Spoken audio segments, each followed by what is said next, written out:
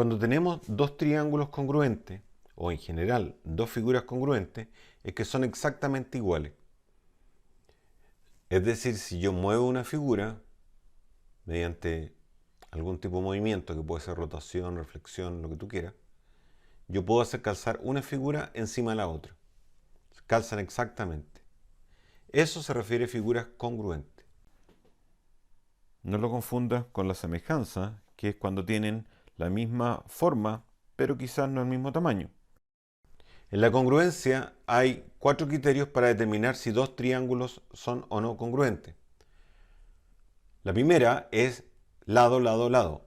Este criterio indica que dos triángulos son congruentes cuando los 3 lados de uno son respectivamente congruentes a los 3 lados del otro. El segundo criterio, lado, ángulo, lado, se refiere a que tienen dos lados congruentes y el ángulo que comprende esos dos lados también congruente. Eso es lado, ángulo, lado. El tercer criterio es ala, ángulo, lado, ángulo. Dos triángulos son congruentes si tienen dos ángulos respectivos congruentes y el ángulo que está y el lado que está entre esos dos ángulos. Y el cuarto criterio es lado, lado, ángulo mayor. Dos triángulos son congruentes cuando tienen dos lados congruentes y el ángulo opuesto al mayor de esos dos lados. Las transformaciones isométricas son 4. La primera es la traslación, la segunda la reflexión con respecto a una recta o simetría o reflexión axial, la reflexión con respecto a un punto o simetría o reflexión puntual y la última un giro o una rotación con respecto a un punto. En la traslación se refiere a que tengo una imagen y la voy a mover paralelamente. Cuando ocurre eso, hay un vector que te va a indicar cuál es la dirección de traslación. El vector director de la traslación. Por ejemplo, acá, este bus se ha movido según esta dirección D. Eso es una traslación. Mientras que acá tenemos la reflexión con respecto a una recta o simetría axial. Cuando uno hace una simetría axial, siempre, si toma un punto y la imagen, ese segmento que une el punto y la imagen es perpendicular al eje de simetría y las distancias son iguales. En la simetría puntual o simetría con respecto a un punto, es equivalente a hacer un giro en 180 grados. Cuando se realiza una simetría con respecto a un punto, por ejemplo acá, el punto A se reflejó con respecto al punto P y quedó en el punto A'. Siempre va a ocurrir que la distancia AP es igual a la distancia PA'. Por lo tanto, una reflexión con respecto a un punto, siempre la distancia del punto al punto P y de P a la imagen son iguales. Acá hemos aplicado una simetría puntual o hemos reflejado con respecto al punto P este bus y fíjate cómo al unir un punto con su imagen, todos esos segmentos pasan por el punto P. Esto es equivalente a girarlo en 180 grados con respecto al punto P. Y aquí por último tenemos el giro o rotación, cual estamos girando esta imagen en el ángulo alfa. El sentido del giro siempre en sentido antihorario, o sea, contrario a la manecilla del reloj. Aquí se está girando la figura en alfa grados, pero en sentido antihorario. Vamos a ver ahora la transformación isométrica en coordenadas, en un plano cartesiano de 2 dimensiones. Supongamos que al punto A, B le aplico una traslación en una cierta dirección que es P, Q. Entonces, a B hay que sumarle las coordenadas de la dirección. O sea, a, B le sumas P, Q. Y te queda A más P, B más Q. Y ese sería el punto donde queda el punto A. O sea, siempre al punto inicial tienes que sumarle la dirección para obtener el lugar donde queda. Si yo estoy moviendo, por ejemplo, este punto, el punto A, al punto B que está allá, el punto A con esas coordenadas, el punto B con esas coordenadas, yo puedo encontrar la dirección de traslación restando el punto final, es decir, el punto B, con el punto A. Si yo resto el punto final menos el punto inicial, tengo la dirección de traslación. En este ejercicio nos dicen que el punto A, A menos B se le aplicó una traslación y quedó en el punto A menos B, A más B. ¿Dónde quedará el punto A más B, menos B si se le aplica la misma traslación? Entonces lo primero que tenemos que hacer es sacar la dirección. La dirección se obtiene, acuérdense, restando el punto final con el punto inicial. O sea, a menos b, a más b, le resto el punto inicial. Restemos acá, a menos b, le restamos a, me queda menos b, y a más b le resto a menos b. Ahí hay que poner paréntesis. A más b le resto a menos b. Cambiamos los signos y me queda 2b. Por lo tanto, la dirección de esta traslación es menos b, 2b. Ahora, a este punto le vamos a aplicar la misma traslación. O sea, a este punto hay que sumarle esta dirección. Entonces sumamos al punto la dirección que obtuvimos. Sumamos las coordenadas. A más b le sumo menos b. Eso me da a.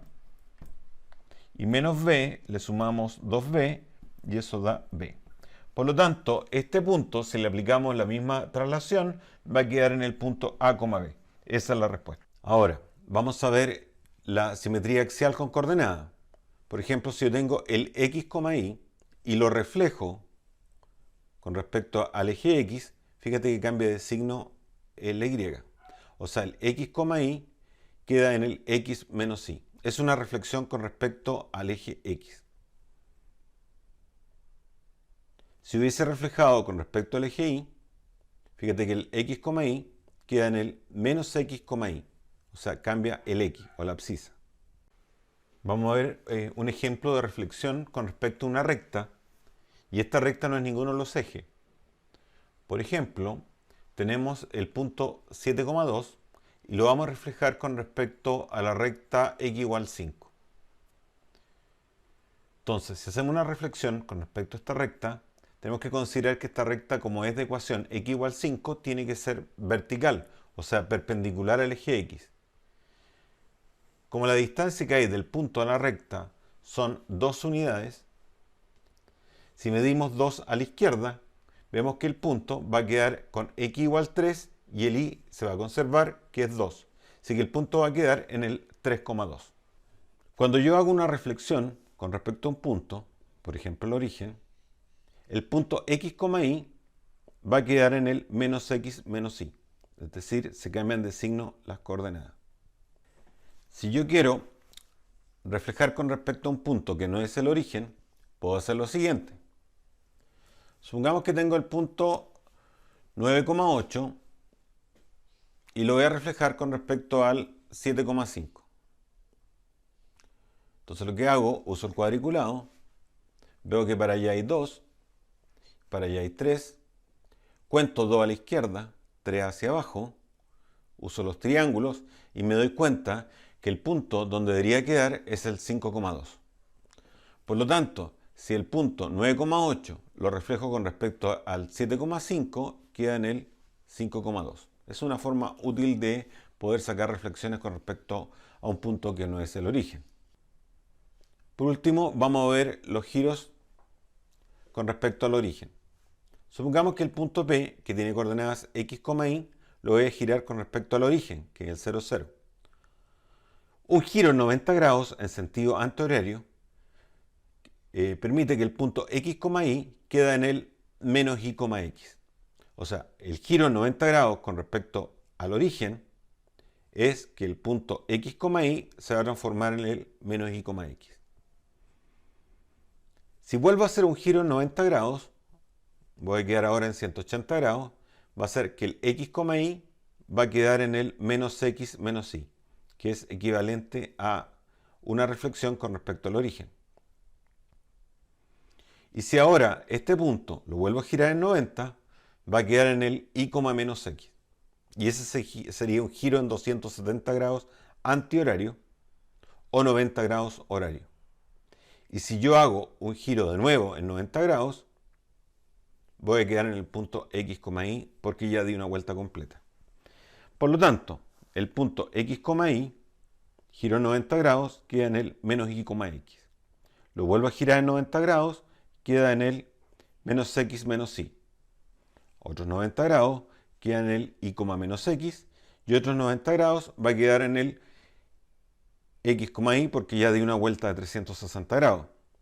Cada giro en 90 grados significa invertir las coordenadas y cambiar de signo la primera. Por ejemplo, 3,2 va a quedar en el menos 2,3. Vamos a ver un ejemplo de un giro en 90 grados con respecto a un punto que no es el origen. Supongamos que tengo el punto 6,7 y lo vamos a girar con respecto al punto 4,2 en 90 grados en sentido antihorario. Como ustedes recordarán, la fórmula era que el X, Y quedaba en el menos Y, X, pero eso es cuando se gira en 90 grados con respecto al origen.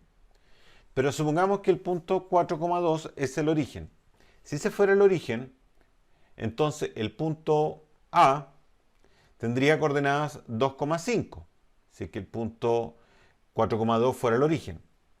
Entonces 2,5, aplicando esta fórmula, quedaría en el menos 5,2. Entonces trasladamos ese punto, lo movemos 5 lugares a la izquierda, por lo tanto quedaría acá en el menos 1, y 2 hacia arriba. Si contamos 2 hacia arriba, va a quedar en el 4, por lo tanto va a quedar en el menos 1,4.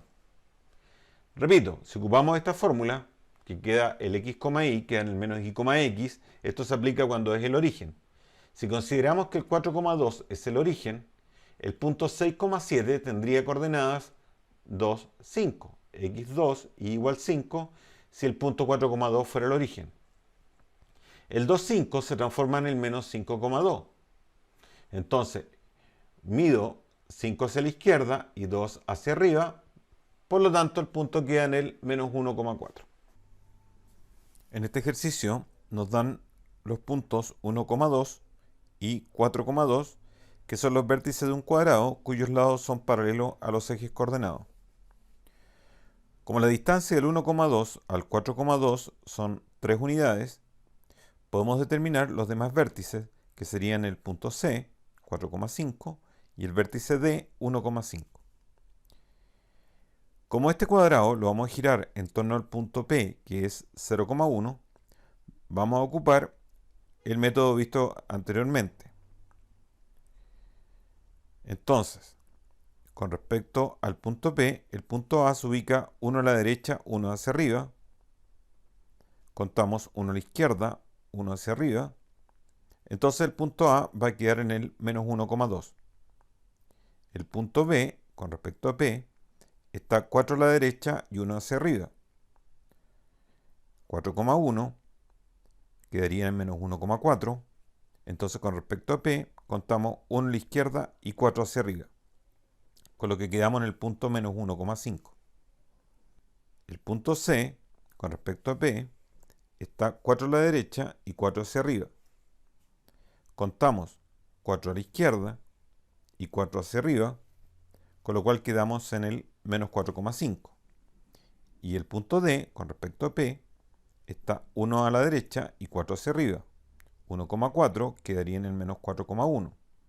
Entonces, con respecto a P, contamos 4 a la izquierda, 1 hacia arriba, y el punto D quedaría en el menos 4,2. Luego los vértices del cuadrado resultante, después de girarlo en 90 grados con respecto al punto P, sería el menos 1,2, menos 1,5, menos 4,5 y menos 4,2. Vamos a hacer el mismo ejercicio anterior de otra forma. Aquí tenemos los vértices del cuadrado original y vamos a girarlo en 90 grados con respecto al punto 0,1. Entonces lo que vamos a hacer es que este punto se transforme en el origen. Para ello vamos a hacer una traslación en la dirección 0,-1.